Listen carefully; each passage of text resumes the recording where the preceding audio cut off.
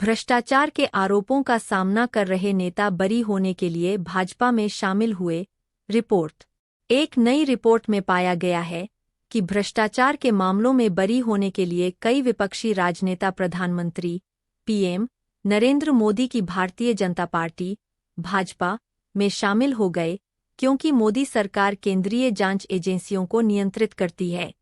2014 के बाद से जब मोदी पीएम बने, द इंडियन एक्सप्रेस द्वारा संकलित रिपोर्ट के अनुसार भ्रष्टाचार की जांच का सामना कर रहे 25 विपक्षी नेता भाजपा में शामिल हो गए और उनमें से 23 को राहत मिली। रिपोर्ट के अनुसार बरी होने के लिए भाजपा में शामिल होने वाले विपक्षी राजनेता विभिन्न राजनीतिक संगठनों से संबंधित है। कांग्रेस से 10, राष्ट्रवादी कांग्रेस पार्टी और शिवसेना से 4, अखिल भारतीय तृणमूल कांग्रेस टीएमसी से 3, तेलुगु देशम पार्टी टीडीपी से 2 और समाजवादी पार्टी सपा और युवजन श्रमिक रायथू कांग्रेस पार्टी वाईएसआरसीपी से 1। 4 अप्रैल 2024 को जारी इंडियन एक्सप्रेस की रिपोर्ट से पता चलता है कि विपक्षी दलों के 6 राजनेता 19 अप्रैल से होने वाले लोकसभा चुनाव से कुछ हफ्ते पहले अकेले इस साल भाजपा में चले गए। रिपोर्ट में जिन नेताओं के नाम हैं उनमें अजीत पवार, प्रफुल्ल पटेल, अशोक चव्हाण, हिमंत बिस्वा शर्मा, सुवेंदु अधिकारी, प्रताप सरनाइक, हसन मुशरीफ, भावना गवली और अन्य शामिल है। विपक्षी दलों का आरोप है कि मोदी सरकार, जो वास्तव में मोदी अकेले है क्योंकि वह एक तानाशाह की तरह काम करते हैं, विपक्षी दलों को आतंकित करने के लिए प्रवर्तन निदेशालय ईडी, केंद्रीय जांच ब्यूरो सीबीआई और आयकर विभाग जैसी केंद्रीय एजेंसियों का दुरुपयोग करती है ताकि वे मोदी शासन के गलत कामों के खिलाफ अपनी आवाज न उठाएं। द इंडियन एक्सप्रेस में 22 मार्च 2024 की एक अन्य रिपोर्ट से पता चला है कि 2014 और सितंबर 2022 के बीच 121 प्रमुख राजनीतिक नेता ईडी के रडार पर आए, जबकि उनमें से 115 विपक्षी दलों से थे। हालांकि मोदी झूठा दावा करते हैं कि वह देश से भ्रष्टाचार को उखाड़ फेंकने के लिए काम कर रहे हैं, लेकिन यह देखा जा रहा है कि मोदी और उनकी सरकार ने भ्रष्टाचार की सभी हदें पार कर दी है। उदाहरण के लिए, इलेक्टोरल बॉन्ड घोटाले से पता चलता है कि मोदी की भाजपा इस गुप्त भ्रष्टाचार निधि की सबसे बड़ी लाभार्थी है। इलेक्टोरल बॉन्ड रिश्वत के उन उपकरणों में से है जिनका इस्तेमाल बड़े कॉरपोरेट राजनीतिक दलों को गुप्त रूप से धन मुहैया कराने के लिए करते हैं। मोदी शासन द्वारा भ्रष्टाचार के कई मामलों में अदालतें और जांच एजेंसियां मोदी और उनके दोस्तों को दोषमुक्त करने के लिए आंखें मूंद लेती है, क्योंकि अदालत के न्यायाधीश और जांच अधिकारी मोदी साम्राज्य में गुलाम के रूप में काम करते हैं।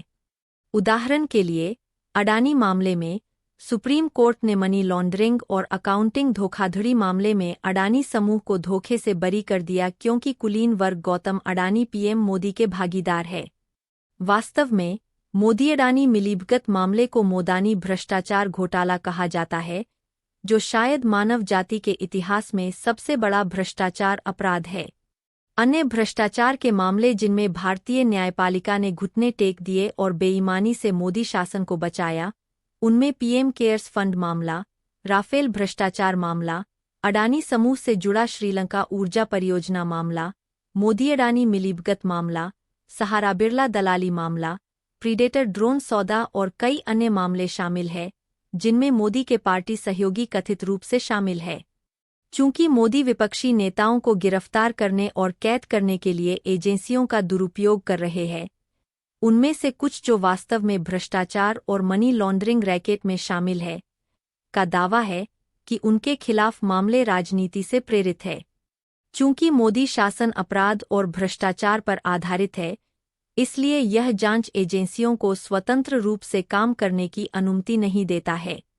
हालांकि ज्यादातर एजेंसियां निष्क्रिय हैं, लेकिन मोदी ने दागी रिकॉर्ड वाले पूर्व न्यायाधीशों और अधिकारियों को शीर्ष कार्यालयों के प्रमुख के रूप में नियुक्त करने के लिए संवैधानिक मानदंडों का खुलेआम उल्लंघन किया है।